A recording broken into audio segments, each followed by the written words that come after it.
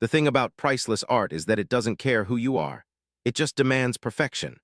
I learned that lesson the hard way, standing in the high-security vault of the Bianchi gallery wearing a borrowed uniform and a surgical mask, trying to suppress the tremors in my hand.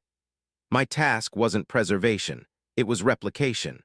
My name is Elara Vance, and I was, until 3 months ago, a legitimate art restorer. Now I was a high-end forger, forced to clone a 15th-century bronze relief to save my father's life. My father, a brilliant but fatally indebted sculptor, had borrowed from the wrong people. Not just any people, but the Bianchi Syndicate, whose influence in Manhattan flowed not through drugs or docks, but through smuggled antiquities and the quiet manipulation of international art markets. The debt was astronomical. The repayment terms were simple: forge the lion's gaze, a rare Guyberty bronze, and substitute it before the biannual inventory. Failure meant my father would be paying his debt in pieces. What I didn't know was that while I was perfecting the patina, the man who controlled the vault, the cold, meticulous son of the family patriarch, was watching me.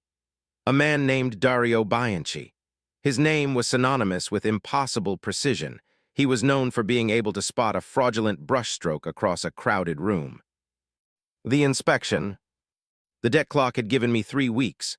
Tonight was the final night. The air in the vault was dry, climate-controlled, and thick with the metallic scent of copper and age. My forgery, an exact resin copy dusted with gold powder and oxidized with acid, sat next to the original.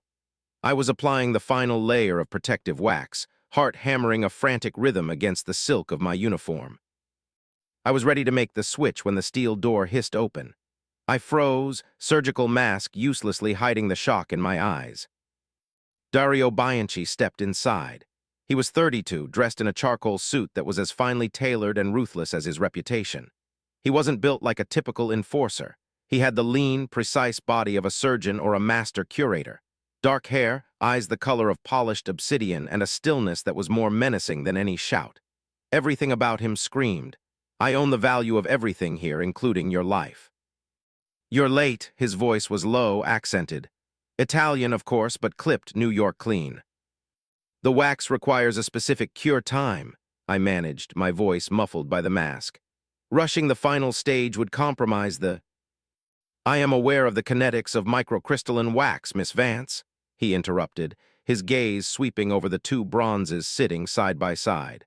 "I was referring to your deadline." He didn't move closer, just stood 3 feet away, observing the scene like a problem he was evaluating for weak points.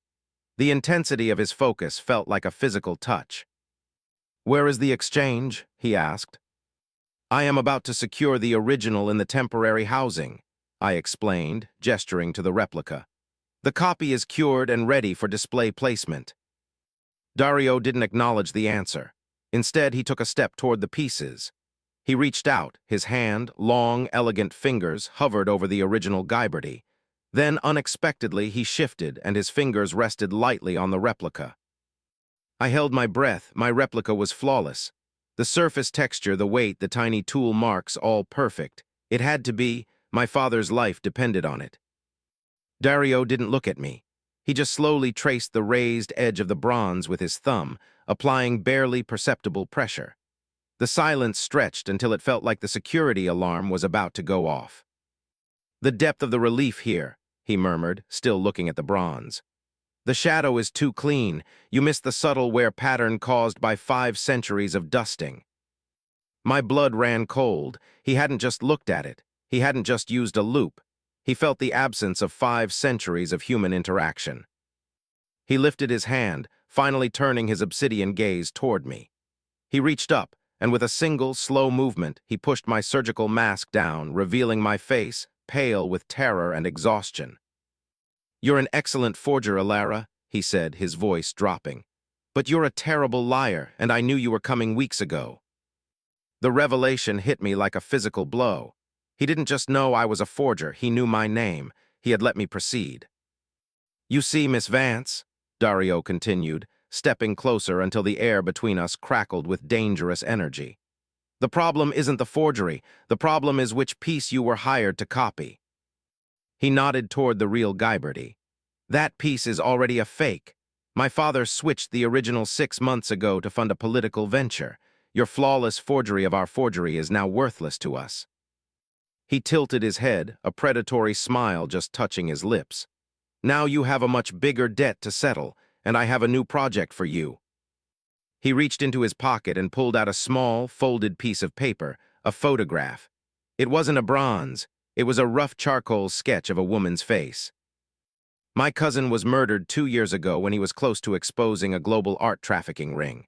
The only way to find his killer is to follow the trail of their most valuable possession, a lost Caravaggio painting. This sketch, he held it out, is the key to finding the real one. You, the meticulous forger, are going to help me steal it back. We'll start fighting about the terms once we leave this vault.